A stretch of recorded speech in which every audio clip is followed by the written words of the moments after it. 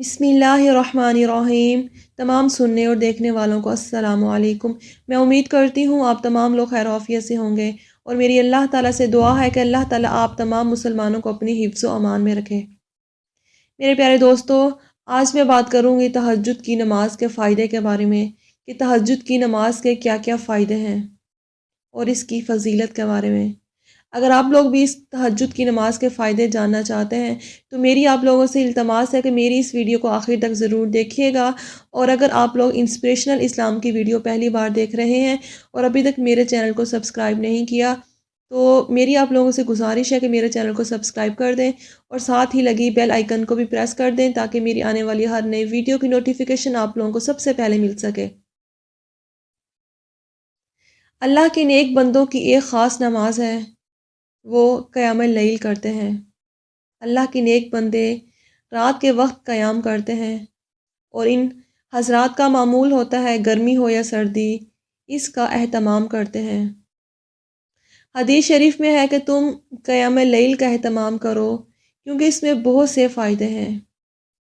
ایک یہ کہ یہ تم سے پہلے نیک لوگوں کی سنت ہے، دوسری یہ کہ وہ تقرب خداوندی کا بہت بڑا ذریعہ ہے، تیسرا اس سے گناہوں کا کفارہ ہوتا ہے، چوتھا یہ کہ گناہوں سے روکتا ہے، پانچویں یہ کہ جسم سے بیماری کو رفع کرتا ہے۔ سبحان اللہ۔ تہجد کی نماز کی برکتیں جسمانی بھی ہیں، روحانی بھی ہیں، اخروی بھی ہیں، دنیاوی بھی ہیں۔ حدیث شریف میں آتا ہے کہ تم قیام اللیل کا اہتمام کرو کیونکہ اس میں بہت سے فائدے ہیں۔ اللہ کے نبی محمد صلی اللہ علیہ وآلہ وسلم نے تہجد کی تاثیر یہ بھی بتائی ہے، اس سے جسمانی صحت بھی نصیب ہوتی ہے، روحانی تو ہوتی ہی ہے، جسمانی بھی نصیب ہوتی ہے۔ اللہ رات کے آخری حصے میں ہمیں بھی نصیب فرما دے۔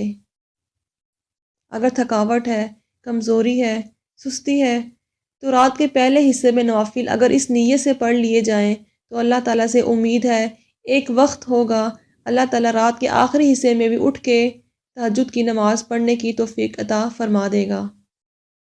اللہ ہم سب کو تہجد پڑھنے کی توفیق عطا فرمائے۔ صالح حضرت سلمان بن داؤد علیہ السلام کی والدہ نے ان سے فرمایا کہ بیٹا رات کو نہ سویا کرو، کیونکہ جو رات کو سوئے گا قیامت میں نیکیوں سے خالی ہاتھ آئے گا۔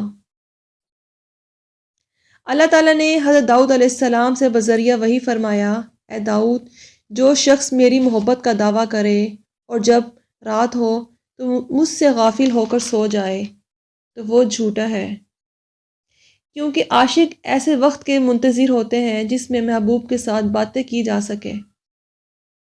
اللہ سے محبت کا تقاضا ہے کہ رات کے کچھ گھڑیاں اللہ سے خلوت میں باتیں کر لی جائیں، اس لیے جو سچے عاشق ہیں وہ اس انتظار میں ہوتے ہیں کہ خلوت ہو، تنہائی ہو، یکسوئی ہو، بات کرنے کا موقع ملے، کھل کے باتیں کی جا سکیں۔ مجمع کے سامنے، لوگوں کے سامنے کیسے باتیں ہوں گی؟ تو اللہ سے سچی محبت کا تقاضا یہ ہے کہ رات کا کچھ حصہ اللہ اس کام کے لیے نصیب فرما دے۔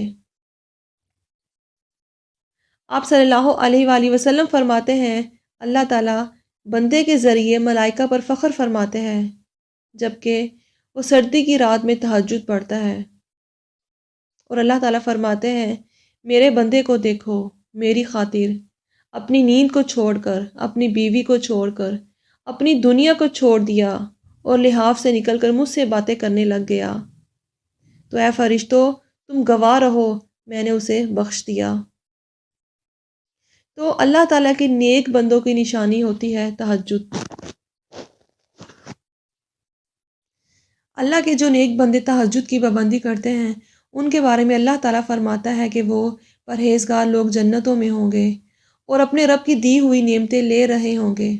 بے شک یہ لوگ اس سے پہلے نیک تھے، رات کو بہت کم سوتے تھے اور رات کے آخری حصے میں استغفار کیا کرتے تھے۔ رات کو کم سونے کا مطلب یہ ہے کہ وہ لوگ تہجد کی پابندی کرتے تھے اور تہجد کی کچھ رکعتیں پڑھ کر اپنے رب کو منایا کرتے تھے، اپنے رب کے سامنے ہاتھ پھیلایا کرتے تھے، اے اللہ ہم سے راضی ہو جا، اے اللہ تو ہمیں قبول کر لے۔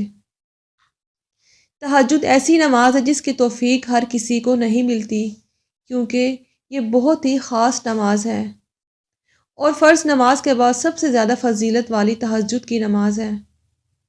تہجد کی نماز کی فضیلت کے بارے میں مسلم شریف کی حدیث ہے۔ ہمارے پیارے نبی حضرت محمد صلی اللہ علیہ وآلہ وسلم نے فرمایا، فرض نماز کے بعد سب سے افضل نماز تہجد کی ہے، اور فرض نماز کے بعد تہجد کی نماز اہمیت والی کیوں نہ ہو، کیونکہ رات کا ایک آخری حصہ ہے، سب لوگ سو رہے ہوتے ہیں، لیکن اللہ کا ایک بندہ ایک بندی اٹھتے ہیں۔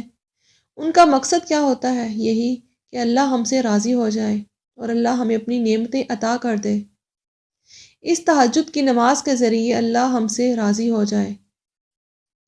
اور تہجد کی نماز کا وقت ایسا وقت ہوتا ہے کہ اللہ کے سوا کوئی بھی دیکھ نہیں رہا ہوتا، بندے اور اللہ کا تعلق قائم ہوتا ہے، اور جو بندہ اس وقت اٹھتا ہے، تہجد پڑھتا ہے، گویا وہ 2 رکعتیں پڑھے، 4 پڑھے، 8 پڑھے، پھر اس کے سامنے دعا مانگتا ہے، تو پھر اللہ تعالیٰ کی رحمت کو بھی جوش آتا ہے۔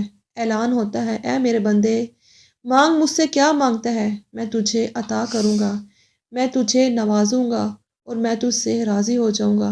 اے میرے بندے، مانگ، تیری کیا چاہت ہے؟